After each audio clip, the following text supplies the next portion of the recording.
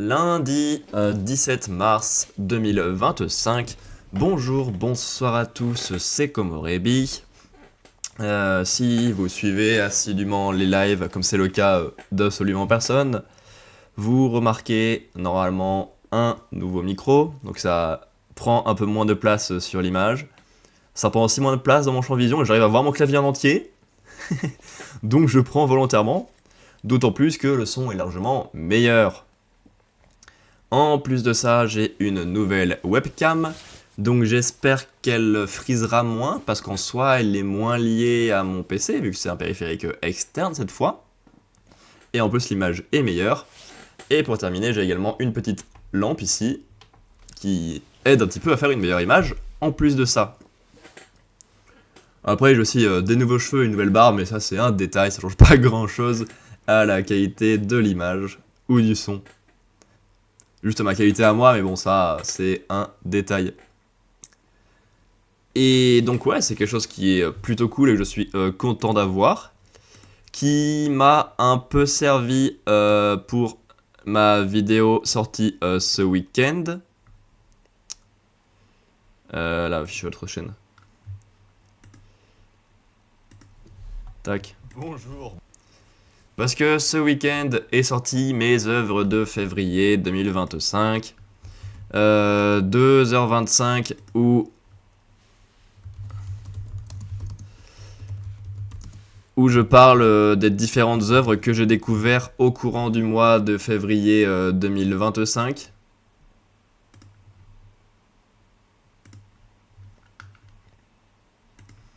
Il y a pas mal d'œuvres, il y a pas mal d'allers-retours dans le temps et dans l'image, parce que j'ai enregistré mon podcast sur un mois, littéralement du 15 février au 15 mars, avec ancien micro, ancien cheveux, ancien webcam et nouveau. Donc on fait des allers-retours dans le temps, des allers-retours sur ma gueule, c'est rigolo. Et on parle de pas mal d'œuvres qui sont cool. Et puis même celles qui sont pas cool, c'est intéressant à voir pourquoi c'était moins cool. Et ça reste à apprendre. Donc il y a ça qui est sorti, qui existe aussi en version podcast sur la plupart des outils de diffusion de podcast. Nous, on s'est pas vu depuis jeudi, si je ne m'abuse. Depuis, est-ce qu'il y a eu des trucs spécifiques ?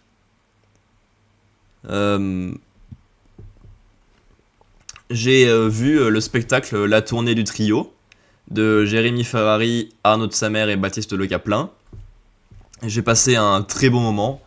C'est un trio qui me fait beaucoup rire depuis que j'ai découvert les duos possibles de Jérémy Ferrari, édition 5 ou 6, je pense, quelque chose comme ça. Et avoir le droit à un spectacle de 2 heures uniquement avec le trio, sur un truc construit mais qui laisse pas mal libre cours à l'improvisation et au moment où ils rigolent entre eux, c'est trop cool à voir. Parce que j'aime bien leur écriture de base, alors si en plus ils passent par de l'improvisation et des rires entre eux, c'est tout bénef et ça marche très bien.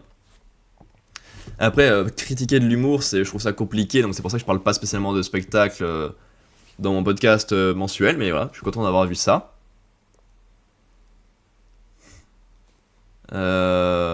Sinon, c'était un week-end plutôt tranquille. J'ai suivi l'annonce de la Zilan 2025 tranquillement dans mon coin. Et le nouvel arc que j'ai teasé dans le titre de cet épisode concerne la Zilan, effectivement. Et ouais. Comme l'année dernière, j'ai envie de tester rapidement tous les jeux de la Zilan.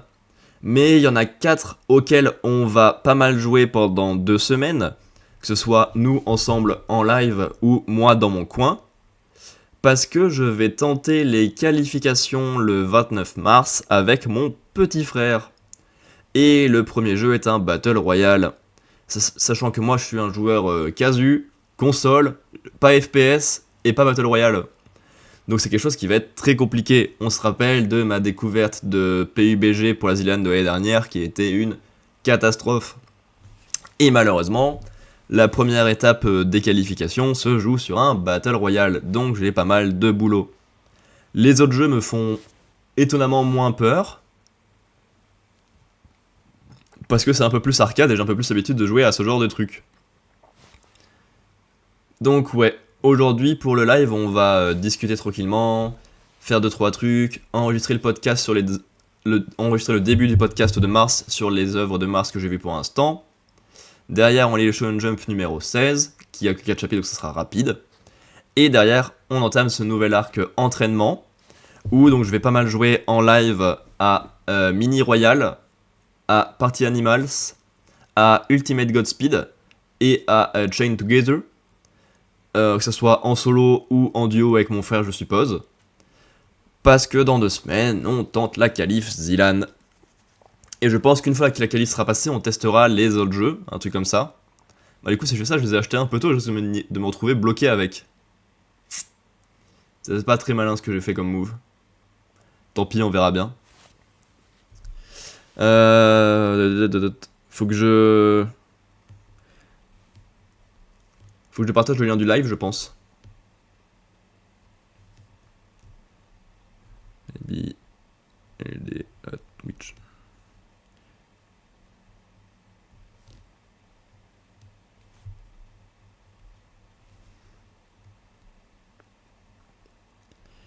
Faut que je partage le lien du live.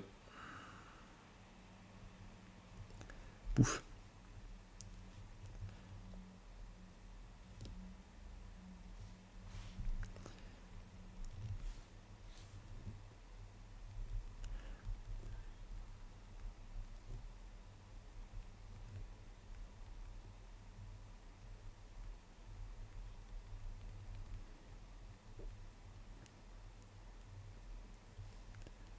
Hop là. C'est envoyé.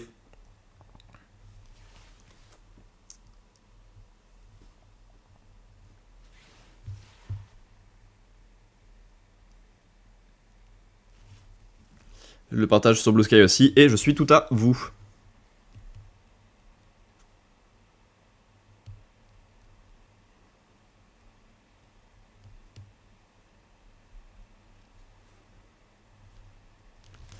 Bref.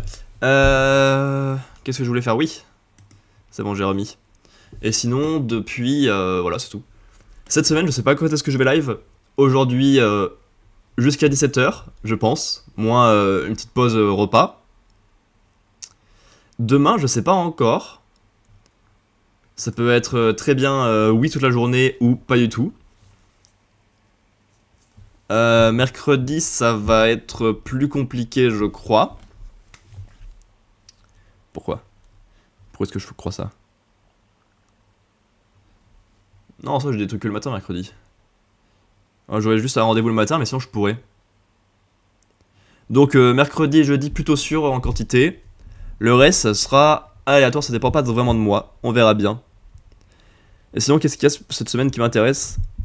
Demain soir, j'ai un spectacle. Jeudi, j'ai un concert. Et il y a un nouvel épisode de Boat. Et samedi, il y a Étoile qui passe à question pour un champion. Quel banger. Banger, banger, banger.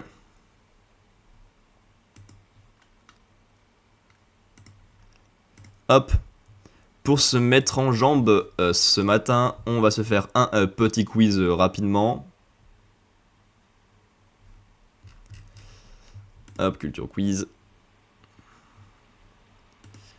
Et aujourd'hui, c'est un quiz spécial sel. Qu'est-ce que c'est que cette merde? Alors, quel est le composé chimique qu'on nomme généralement le sel de table? C'est le chlorure de sodium. C'est le table composé à environ 95-99% de sa composition de chlorure de sodium. Oui.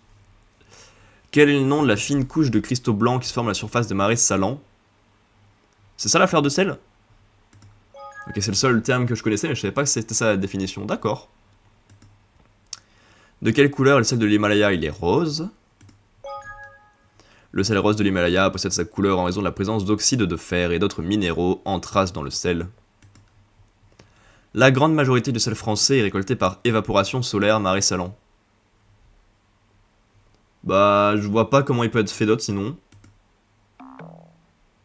Des dépôts miniers. J'ai pas la ref. Dépôt, minier, sel. On regardera après. Comment appelle-t-on le sel extrait de la terre via des dépôts miniers? Le sel minéral. Le sel gemme. Le sel gemme est aussi appelé sel fossile. Le sel extrait de la terre est à l'origine un sel marin qui s'est retrouvé au fil des siècles prisonnier de la croûte terrestre. Ok, bah je connais pas non plus. Comment s'appelait l'impôt sur le sel au Moyen-Âge? C'était ça, la gabelle? C'est soit la gabelle, soit la dîme. Mais la dîme, c'est ultra connu, mais c'est pas l'impôt sur le sel, la dîme, ici. Ouais, la gabelle. Je me fais pas confiance! La gabelle apparaît sous Louis IX dès le XIIIe siècle. Le sel était soumis à un monopole royal et sa vente était strictement contrôlée dans des lieux appelés greniers à sel afin de financer la guerre. Quel est le nom donné à un exploitant d'un marais salant ou d'une saline? Un... saunier? A noté que le nom paludier est aussi utilisé. Quel est le nom donné au sel pimenté avec un subtil mélange d'épices? Le sel... fou? Le caractère pimenté associé aux herbes de Provence fait de ce sel l'allié parfait pour les viandes rouges et poêlées de légumes. Quelle maladie est particulièrement associée à l'excès de sel dans l'alimentation? C'est l'hypertension artérielle. D'après l'OMS, un adulte consomme en moyenne 2 fois trop de sel par rapport aux recommandations de 5 grammes par jour. L'excès de consommation de sel est aujourd'hui reconnu comme un des facteurs de risque de l'hypertension artérielle et par conséquent de maladies cardiovasculaires. Quel est le nom de cet outil traditionnel utilisé par les sauniers de l'île de Ré pour récolter la fleur de sel? Le cerf-fouette? Le simoussi. Il s'agit tout simplement d'une planchette avec un long manche pour récolter le sel. En plus de donner du goût à l'alimentation, quel est l'autre usage donné au sel?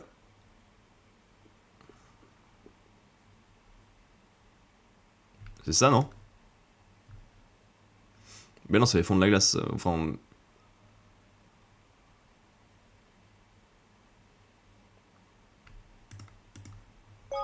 Il s'agit du principe de salaison pour les viandes utilisées depuis des millénaires, et même pour les Égyptiens pour la conservation des momies.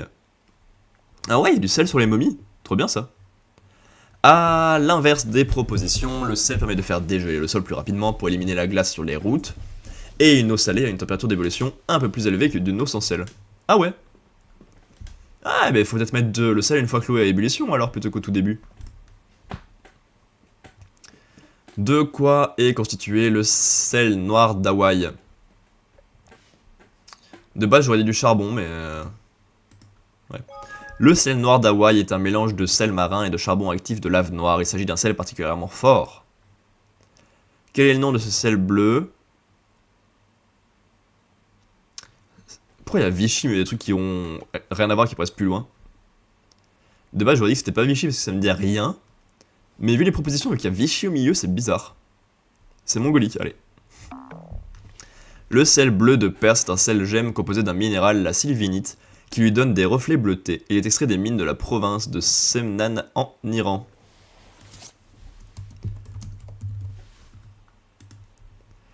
Lequel de ces aliments possède en moyenne la plus grande teneur en sel? Pour moi, le plus salé là-dedans, c'est le parmesan au goût. Après, est-ce que le goût et la vraie teneur, c'est correct? Ouais, non, c'est bon. Le fromage, la charcuterie et le pain sont des aliments très riches en sel. Parmesan, 1090 mg, jaune d'œuf 34,50 mg, thon cru 45-70 mg et pois chiche 154 mg. Et dans quel pays se situe Uyuni, le plus grand lac de sel du monde? C'est au Guatemala, la Bolivie.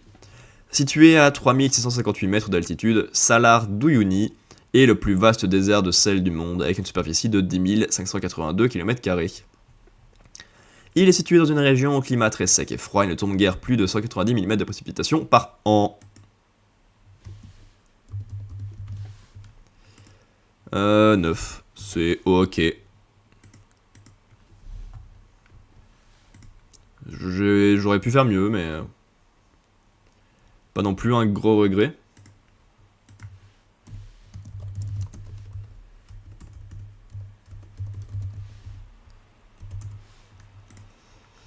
Alors, est-ce qu'on peut hop, apprendre des trucs sur ce qui reste?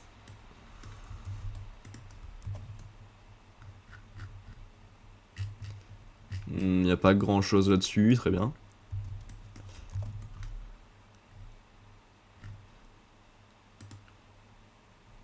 Oui, c'est long.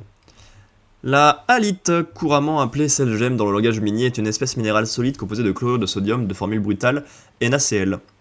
Elle est tendre, très légère, fragile, de ténacité cassante, a une saveur saline puisqu'elle contient du sel en très grande majorité, et contient aussi des traces d'iode, brome, fluor, fer, oxygène et silicium. Elle est contenue dans des roches de type évaporite. Pure, elle est incolore si les cristaux sont bien formés, ou blanche. La présence d'impuretés peut lui donner une couleur grise, jaunâtre à rougeâtre, brunâtre, noire ou encore bleu ou violette. Le minéral pur, humide au toucher, est beaucoup plus stable que la halite commune, très souvent déliquescente à cause des impuretés, à l'état de faibles traces comme le chlorure de calcium ou le chlorure de magnésium. La halite est soluble dans l'eau, ce critère de solubilité associé au goût salé, à une forme cubique ou au clivage caractéristique des cristaux permet une identification rapide. Chauffée dans une poêle, la matière minérale décrépite puis fond. Un grain de halite colore la flamme en jaune vif, caractéristique des ions sodium. Ce minéral se trouve le plus souvent sous forme de sel marin fossilisé avec d'autres roches évaporites ou salines dans les bassins sédimentaires. Il est indispensable à la vie animale et précieux pour l'économie. Aussi, les gisements affleurant en surface ou indiqués par des sources salines sont-ils connus de toute antiquité par les peuples éleveurs.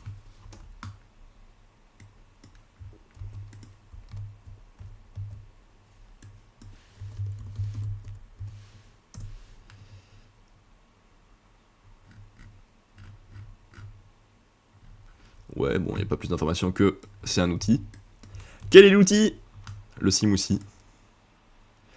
Le sel bleu de Perse est un sel gemme extrait des mines de la province de Semnan en Iran. Il doit ses reflets bleutés à la présence de sylvinite. Le sel est non iodé, non raffiné et s'utilise en cuisine sur les poissons, les volailles, les légumes. Ok.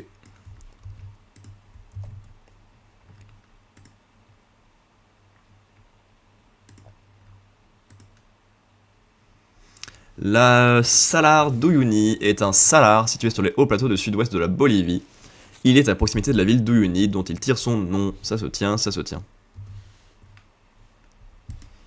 Est-ce qu'on se fait pas un petit Quizépédia vite fait? Je sais pas.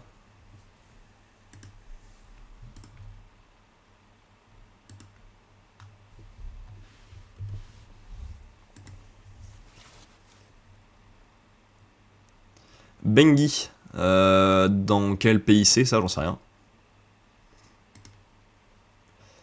L'orthographe correcte. Par acquis de conscience, je m'implique davantage. C'est ça. Hein.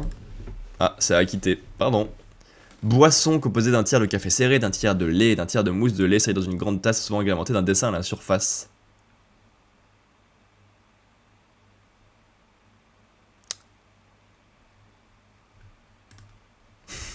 Mais j'en bois tout le temps la cappuccino, je suis nul.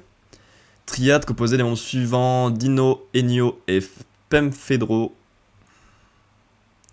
Ça me dit rien. Les hécatonchires? Non, les grès. Lieu mythique de Poudlard, car personne ne sait où elle se trouve, seules les personnes parlant le franche-langue peuvent y entrer, la chambre des secrets. Rolling pétasse.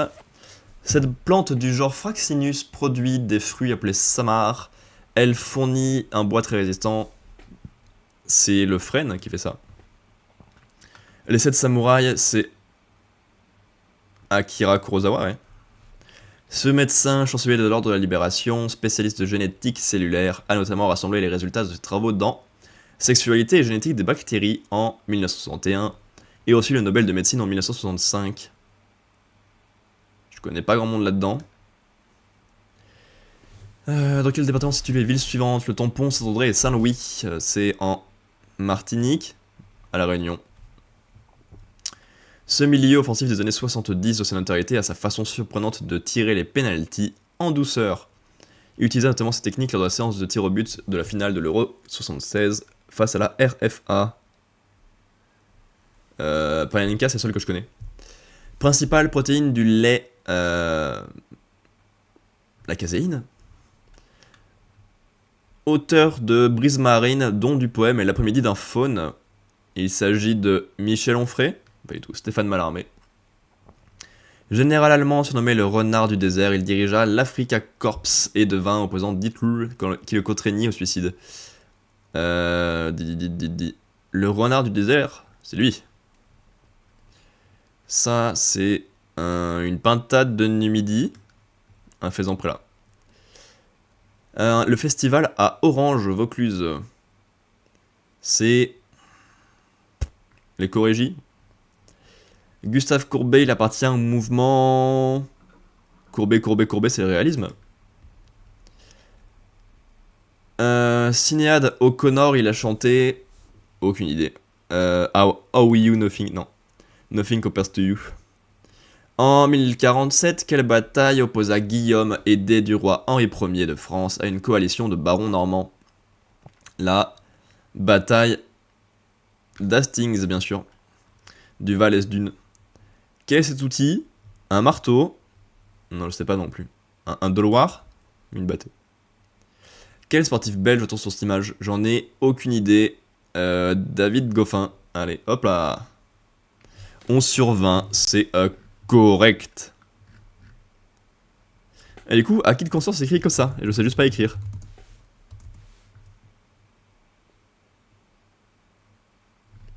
Ouais, pour honnête, acquitté, d'accord, ouais, je suis juste bête. Un cappuccino, normalement je sais ce que c'est, mais bon. Pas fait d'effort. Cappuccino. Le cappuccino est une préparation de café à base de café expresso mélangé avec du lait et coiffé d'une mousse de lait crémeuse, préalablement chauffée à la vapeur jusqu'à le faire mousser, et servi dans une grande tasse à café, éventuellement avec un effet artistique de latte art. Ne pas confondre avec ses nombreuses variantes. Café macchiato, mochaccino, latte, café frappé, café viennois ou Irish coffee.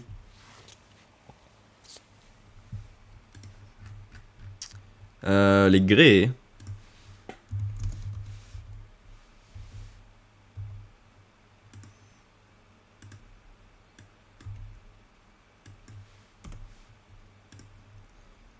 Dans la mythologie grecque, les grès ou sœurs grises sont des divinités primordiales, filles de Phorcys et Ceto, qui descendaient eux-mêmes de l'union de la terre Gaïa et de l'océan Pontos.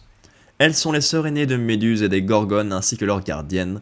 Elles sont au nombre de 3, Dino, Enyo et Pemphédro, mais seulement 2 chez Hésiode et chez Ovide. Ces femmes sont peu connues et très peu représentées dans la mythologie. C'est pour ça que j'en ai jamais entendu parler. Ouais, bon, la Réunion, j'ai été bête, je vois pas comment je peux apprendre ça. La Réunion.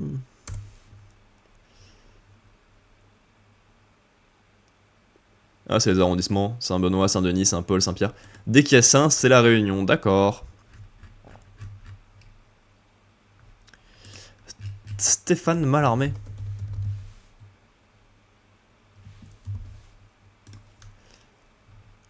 Un poète français.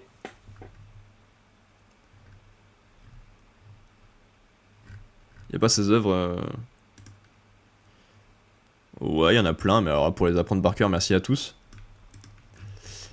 Tac, tac, tac. Un faisan prélat, est-ce qu'il y a des infos dessus? Le faisan prélat est une espèce d'oiseau appartenant à la famille des Phasianidae. Merci à tous. Sinéad O'Connor, je sais pas du tout qui c'est. Ah, déjà, c'est une dame, je savais même pas.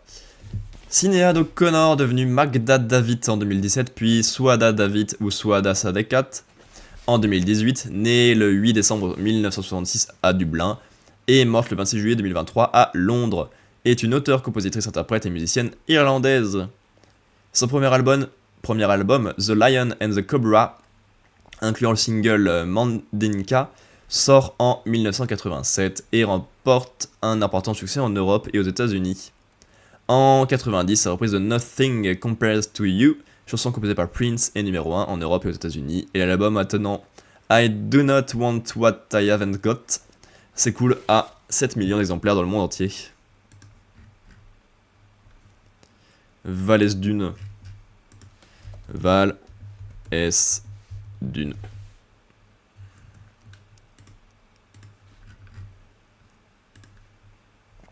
La bataille de Vallès-Dunes opposa le 10 août 1047 le jeune duc de Normandie, Guillaume dit le Bâtard, aidé de son suzerain, le roi Henri Ier de France, à une coalition de barons normands rebelles de l'ouest du duché. Ok. La bâtée est un instrument conique creux tirant son nom de l'espagnol batea, qui signifie cuvette. En forme de chapeau chinois, la bâtée constitue le matériel de base de l'orpailleur, le chercheur d'or, mais sert aussi pour la prospection minière. De par sa forme et un geste technique maîtrisé de rotation dans l'eau, la bâtée permet d'exercer une force centrifuge hydraulique sur les alluvions. Les alluvions les plus légères sont évacuées en premier et les matériaux les plus denses restent au fond de la bâtée. À ce stade final, un second geste plus technique permet de séparer, une fois encore via l'inertie centrifuge, les alluvions de l'or.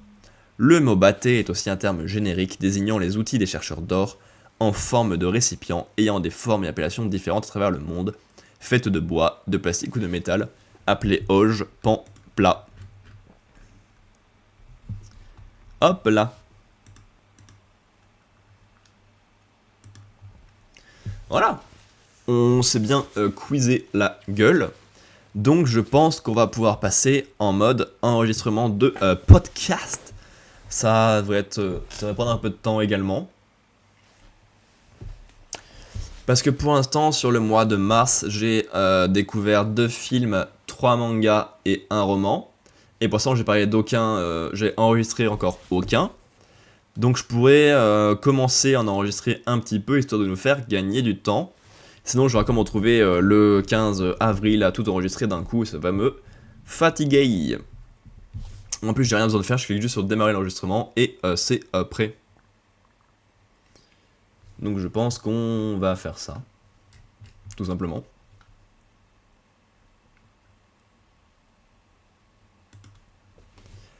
Nous attaquons maintenant la partie film.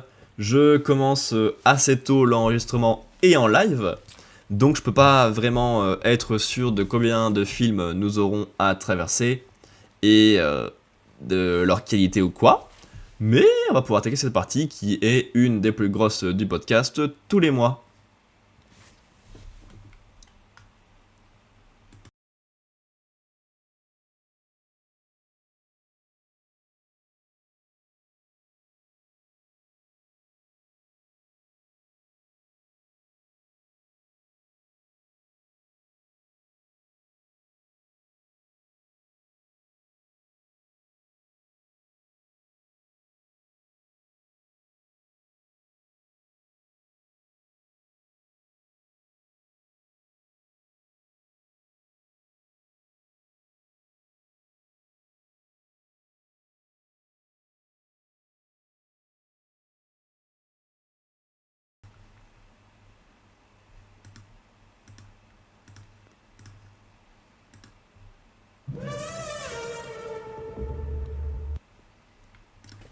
Littéralement, la toute première œuvre que j'ai découverte pour ce mois de mars était excellente, puisqu'il s'agit du nouveau Bong Joon-ho que j'ai découvert au cinéma.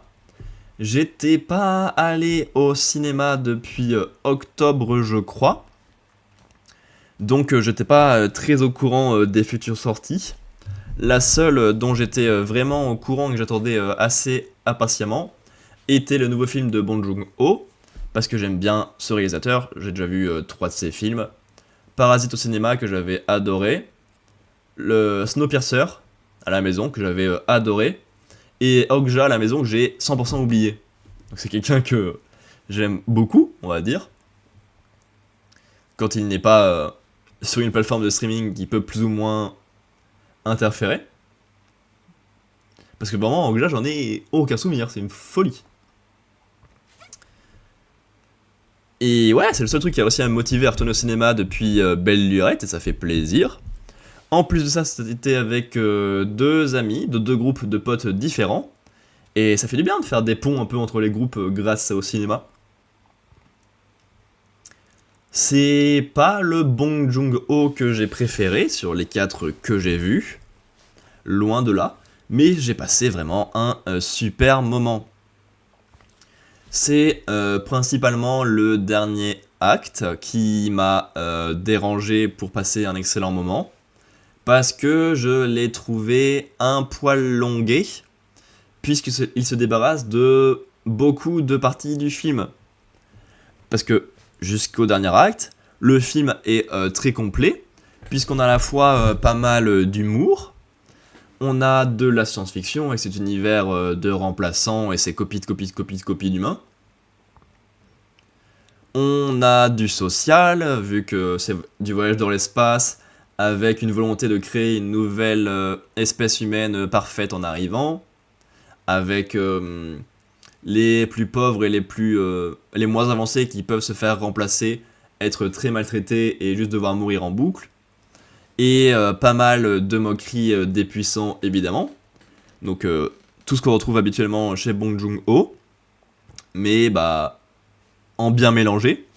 Et le dernier acte, bah comme tout est mis en place, il oublie un peu tout et il reste que de la SF et du monstre mignon, comme il fait dans pas mal de ses films.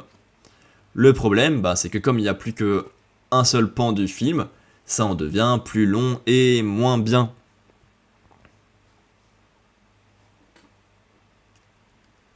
Mais le film est porté par un très bon casting. Je suis très content de revoir Toni Collette, qui me glace le sang depuis que j'ai vu Hérédité, et qui est très sympathique en tant que femme du chef, mais qui prend toutes les décisions parce que le chef c'est un sacré débile. Très content de revoir Steven Yeun, que j'avais découvert dans Acharné, la série l'année dernière, qui était très très réussie. Et c'est plaisir de le revoir ici, même si c'est un petit rôle un peu humoristique, pas poussé très loin, c'est cool à prendre quand même. Et après, les autres, on les présente plus, hein. Pattinson et Mark Ruffalo, on les connaît, on connaît leur jeu, il n'y a pas de souci là-dessus. Il n'y a que la copine de Pattinson que je ne connaissais pas, j'ai vu un film avec elle, mais ok. Mais ouais, j'ai passé un bon moment. Les moqueries sont très drôles sur les puissants, qui prennent des décisions à la con, veulent, qui n'ont aucun remords à tuer quelqu'un sur qui ils font des tests scientifiques sans le prévenir. Par contre, dès lors qu'il s'agit de mettre un peu ça sur le tapis en le faisant, là c'est une horreur. Et il y a plein de trucs à la con comme ça qui paraissent à la con et qui font rire, mais qui pourtant sont plutôt vrais, je pense. Il y a des personnes qui pourraient agir comme ça sans trop de soucis, et bah, c'est assez drôle à voir. On a des monstres qui marchent très bien visuellement. Il n'y a pas de grande surprise sur leur traitement si on a vu les films précédents du réalisateur, mais bon, visuellement et au niveau de leur fonctionnement, c'est très cool, donc ça change quand même. Et il y a pas mal de sujets éthiques autour des clones, jusqu'à quel point tu peux pousser l'utilisation d'un même humain en boucle. Est-ce que ça poserait pas problème de l'avoir plusieurs fois en même temps? Est-ce qu'il s'habitue à la mort à un moment? Est-ce que c'est plus simple de mourir quand on sait qu'il y a une suite ou pas? Il y a plein de sujets très cool qui marchent bien. J'ai passé un moment bien drôle, et un moment bien humain. Nickel!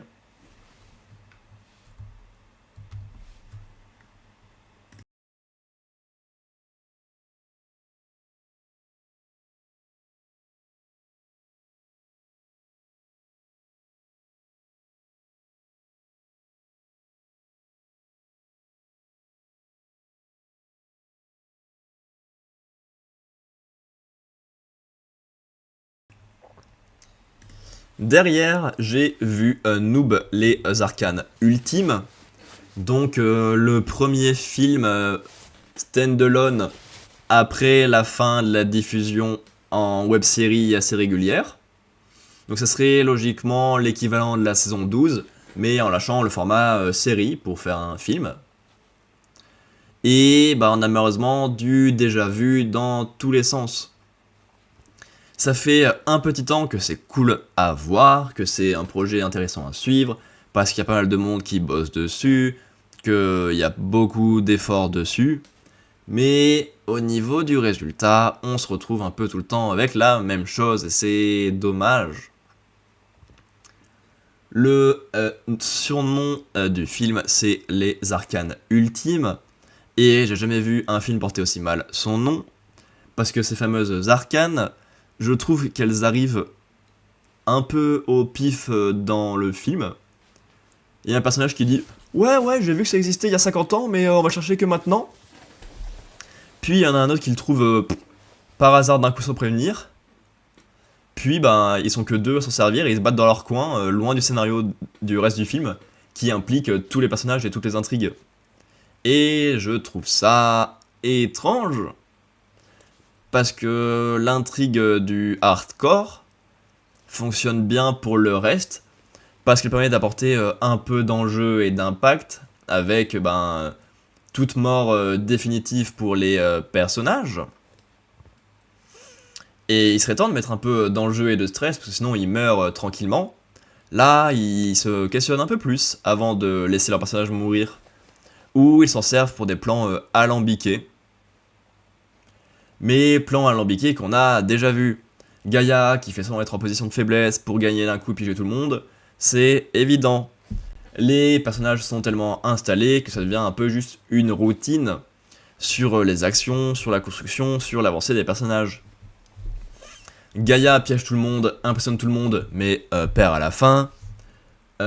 Zell se rapproche petit à petit de la place de numéro 1, mais manque toujours de légitimité. Sparadra est toujours sympa et veut pas que les gens se battent et du coup aide le plus possible à la mission. Et Arthéon, il existe.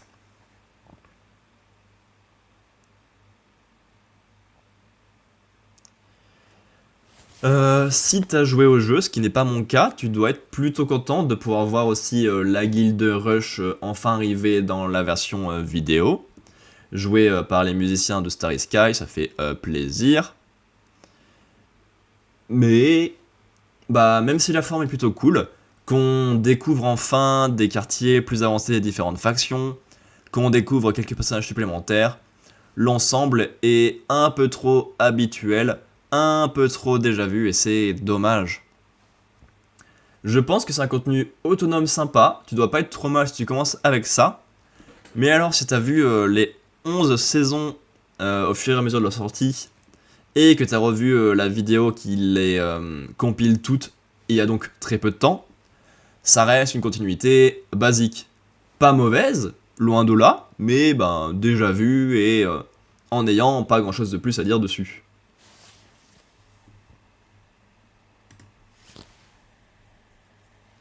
Hop là. Tac. Ça, c'est enregistré. On peut aller là, ouvrir ça. Mes œuvres de Mars. Film, ça dégage. Vidéo, ça dégage.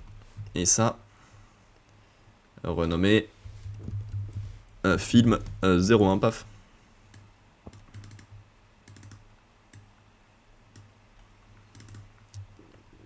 Ensuite, la partie manga, ça va être moins fun, hein.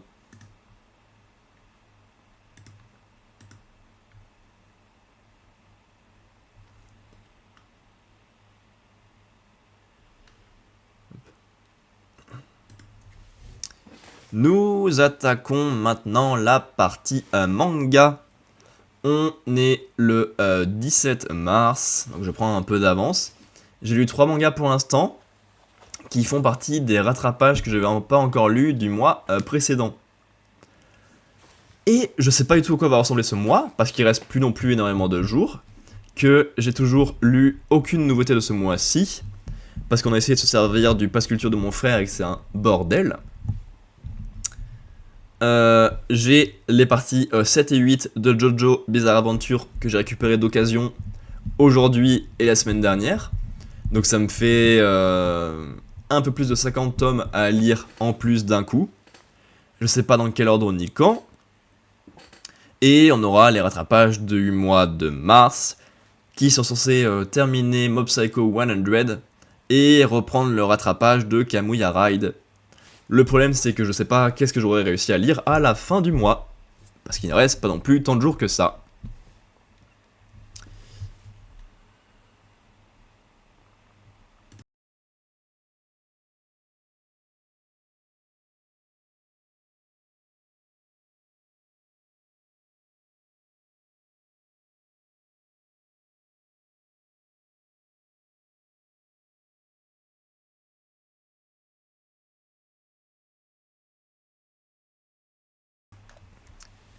Tout d'abord, j'ai lu le volume 12 de Mob Psycho 100 et j'ai passé un bon moment.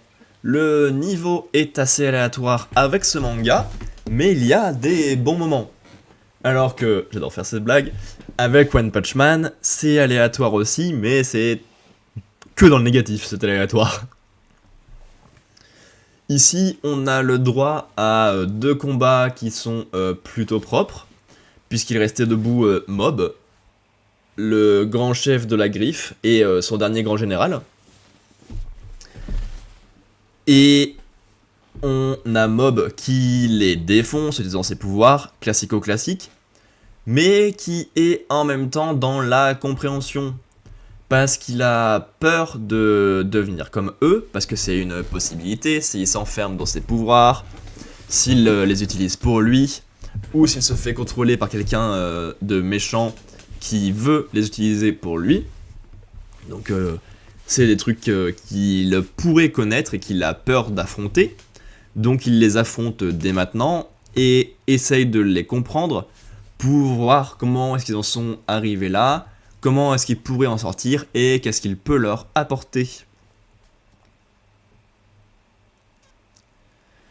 Et bon, le premier c'est facile, ce personnage est utilisé depuis belle lurette par le chef de la griffe.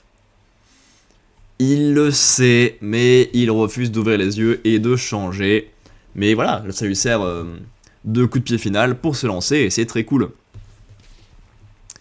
Et l'autre est terriblement seul et terriblement confiant sur ses pouvoirs, tellement qu'il se sert des autres seulement comme batterie externe pour ses pouvoirs, et finalement pas une personne très agréable. Et voilà, ça nous donne un beau combat, parce que les passes d'armes sont plutôt cool en mode stupidement puissant, mais en même temps, comme on est axé sur les sentiments de Mob et sur ce qu'il apporte aux autres, on a une belle évolution commune entre lui et le méchant, et c'est intéressant. Parce qu'avoir juste des passes d'armes jolies, mais sans aucun fond pour les personnages, c'est nul. One Punch Man! Alors que là, bah c'était bien. Et même le final, il est cool. Il est très doux amer, ça marche très bien. Le volume en vrai est super. Peut-être le meilleur de la série, selon moi.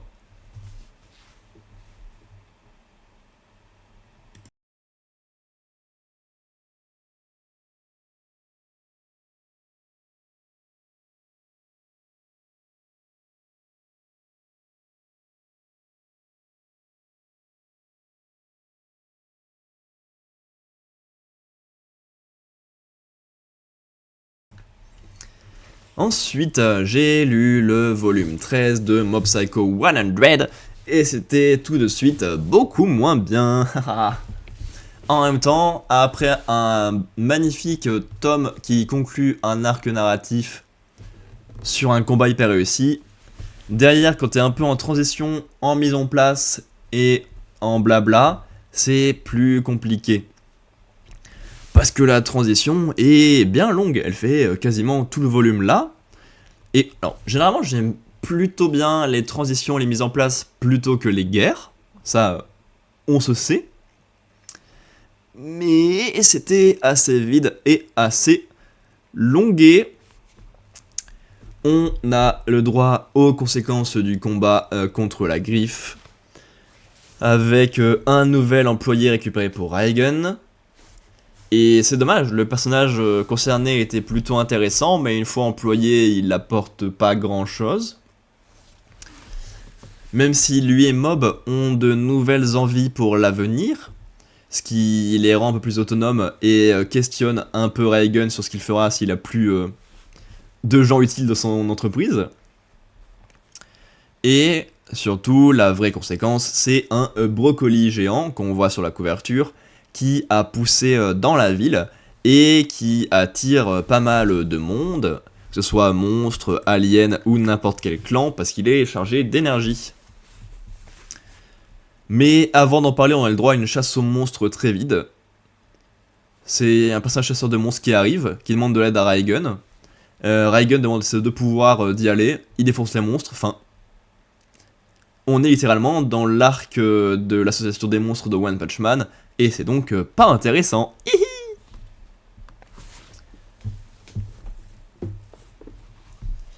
Il y a des trucs cool, cette transition. J'aime bien le fait que Mob se pense populaire, parce que les gens le regardent un peu plus, parce que les gens lui parlent un peu plus.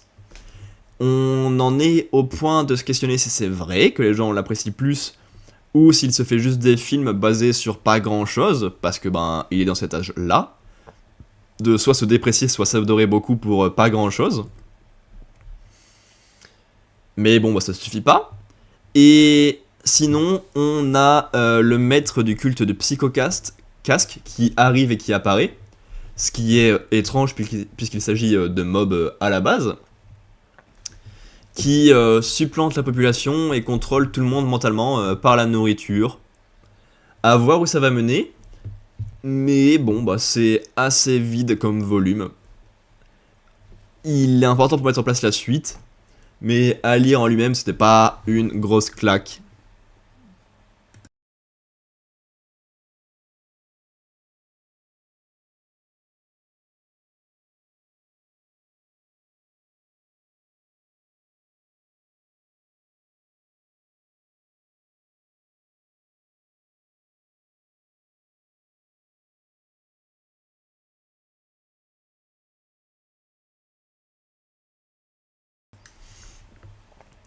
Et enfin, j'ai lu le volume 14 de Mob Psycho 100, le dernier que j'ai en possession actuellement, et l'antépénultième tome de la série.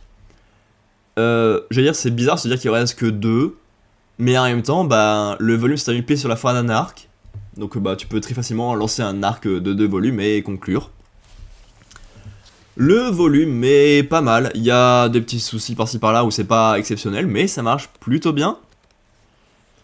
Mon vrai gros problème, c'est qu'il y a une bonne partie du volume où on nous fait du suspense sur l'identité réelle du maître du culte du Psychocasque.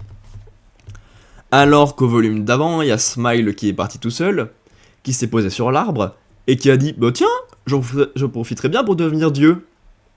Et là, le maître Psychocasque est devenu un dieu, et semble être une créature de plante qui bouge toute seule. Et Smile a disparu. Mais qui peut bien être le méchant? Ah, le suspense Et bah ça alourdit le volume pour pas grand chose. Heureusement, derrière, le combat est hyper intéressant.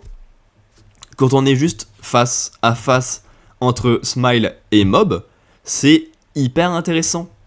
Parce que c'est littéralement l'ennemi qu'il connaît le plus et qu'il comprend le plus. Il n'y a aucun risque qu'il devienne comme Smile un jour, mais ça reste la personne avec qui il a passé le plus de temps qu'il affronte depuis le début du manga. Et ça marche trop bien. Ils sont trop mignons. Ils se rendent compte qu'ils ont besoin de l'un de l'autre, qu'ils sont en fait potes et qu'ils peuvent se comprendre. Et bah c'est cool de voir un combat comme ça. Parce que Monsieur, je veux devenir un dieu pour que tout le monde m'aime, c'est pas ça qu'il veut. Il veut juste une personne qui l'aime sincèrement. Ce que lui fait déjà avec Mob. Du coup, bah quand Mob le comprend, il peut lui rendre l'appareil et c'est trop mignon. J'ai adoré ce que le volume raconte, parce que les personnages se rendent compte enfin de qui ils sont vraiment et s'acceptent l'un l'autre. Le duo est super et ça conclut super bien leur aventure ensemble. Mais le début galère pour rien. Et la fin, il y a un petit suspense sur un deuxième maître du Psychocasque qui arrive à la fin et qui détruit la gueule de Smile. Donc là, il y a un petit suspense pour lancer l'arc final, je suppose, avec une fin triste pour ce volume-là. Le volume est bon, mais juste un poil trop lourdingue pour ce qu'il voulait raconter. Mais bien joué, les personnages sont bien, hein, c'est ça qui est cool.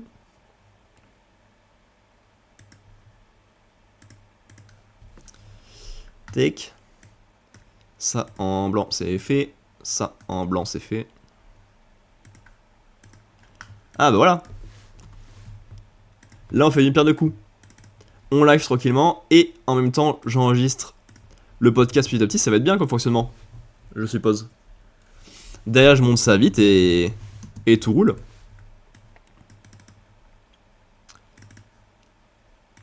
Allez, dernière œuvre à enregistrer pour l'instant.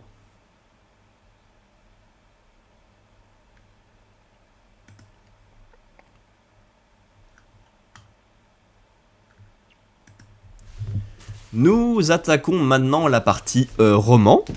Il s'agit de la troisième catégorie qui est apparue dans les 3 épisodes de cette année pour l'instant. Film et manga, je vais pas de doute là-dessus. Je sais que ça va apparaître facilement dans tous les mois. Mais BD, bah, pour l'instant c'est raté parce que j'en ai lu 0 depuis le début de l'année. Jeux vidéo, je joue pas souvent, donc on a eu la chance de terminer beaucoup en début d'année, mais en mars, je sais pas. Série, c'est pareil. Et roman, c'est celle qui me questionnait le plus, parce que c'est quand même assez long à lire. Et finalement, elle aura le droit à ces catégories ce mois-ci aussi, donc c'est cool.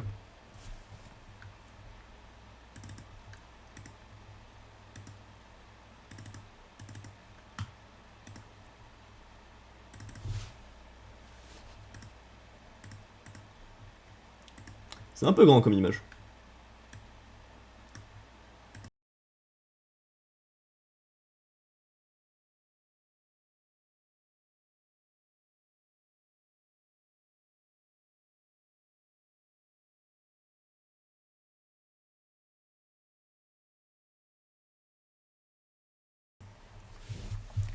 J'ai lu et j'ai terminé Marche ou crève de Stephen King en littéralement un mois.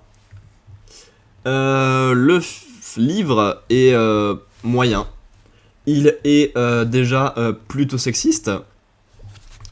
Alors, c'est écrit par un homme en 1960-70, mais il n'empêche que ça reste quand même plutôt très sexiste. On a 101 personnages masculins qui ont le droit à des belles valeurs sportives, d'entraide, de dépassement de soi, de sport, et qui ont littéralement le droit à tout les traitements possibles. Et les quelques personnages féminins qu'on aperçoit, c'est juste les nichons, le cul, baiser, baiser, baiser. Et c'est en mode bah ouais mec, c'est super, mais peut-être que t'as un problème avec ta vision des femmes, on sait pas. Hein. Peut-être qu'elle peut faire autre chose qu'être au décor. Hein. Voilà. Mais en même temps, le roman est basé sur 100 personnes qui doivent marcher le plus longtemps possible à 6,5 km/h aux États-Unis. S'ils marchent moins vite que ça, ils décèdent tout simplement. Donc évidemment qu'il va y avoir que des hommes. Non mais c'est stupide. Bon, du coup, en se disant qu'on va avoir le droit à 5 jours de marche non-stop avec 100 personnes, et dont la seule limite pour chacun c'est s'arrêter égale décéder, on se dit que ça va être plutôt redondant et qu'on va avoir un roman qui tourne un petit peu en rond. Alors, c'est effectivement un peu ce qu'on a. Les personnages se rassemblent, on n'en connaît que très peu, il y en a beaucoup qui terminent de la même façon. Mais pour voir à quel point la situation de base est monotone, le résultat n'est même pas tant que ça. Là, Stephen King a plutôt bien joué son coup là-dessus. Ça arrive assez bien à mettre des gens à la limite pas tout à fait pour la même raison, en tournant un peu plus les choses, à mettre des personnages un peu plus brutaux, à mettre un personnage mystérieux, à mettre un personnage qui aide, à faire des fuites, à faire des attaques, à mettre des pétages de câbles, des pétages de corps. Il y a pas mal de trucs qui passent. Et ouais, on voit bien la dégénérescence des corps et des esprits au fur et à mesure des 5 jours. Parce que ben, les façons de penser et les peurs sont pas vraiment les mêmes et évoluent bien. Donc là-dessus, ça marche plutôt pas mal pour la situation de base. Mais il y a des trucs trop bizarres à l'écriture. Alors, oui, quelques personnages deviennent amis. Ça arrive. Oui, ils peuvent un peu vouloir aider les autres pour que son pote aille plus loin, mais qu'en même temps, bah, ça t'aide à aller plus loin vu que tu as encore un pote. Le problème, c'est que ça arrive beaucoup et que donc ça fait traîner plus longtemps l'œuvre et traîner plus longtemps la course. Donc ce qui n'est pas non plus hyper positif pour les candidats. On a un personnage qui connaît tout de la course, qui est là assez souvent en queue de peloton, qui connaît la bonne vitesse parfaite et qui est tout seul tout le long. On nous dévoile son identité et pourquoi est-ce qu'il sait tout à toute fin. Et le résultat est pas spécialement passionnant. Et en plus, c'est pas une réponse que j'attendais impatiemment, donc ça m'est un peu passé à côté, ça c'est dommage. Et surtout, la fin qui cut dans le vide très violemment. À la fin, on enchaîne les morts à une vitesse immense. Le mec se retrouve tout seul. Et au moment où on va lui demander quel vœu il veut, il part en courant. Parce que son esprit est brisé. Alors oui, ça montre qu'il n'y a aucun gagnant, mais ça c'est évident. Dans un jeu où tout le monde marche pendant 5 jours et se détruit le corps et l'esprit.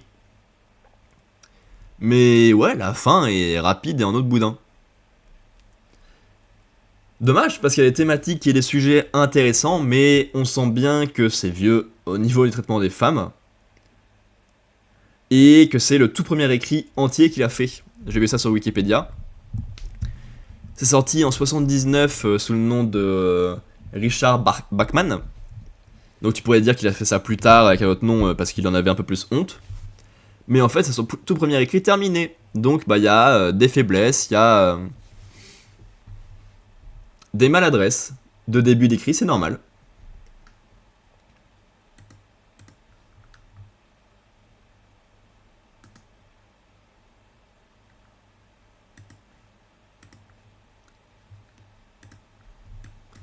Hop là. Ben.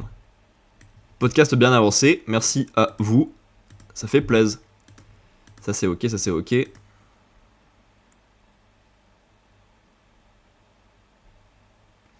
Allez, petite pause pour que je répare ma voix, parce que là on a bien parlé, et que d'ailleurs on lit le jump, donc on a bien parlé aussi. Faut aller chercher à boire, et à toutes.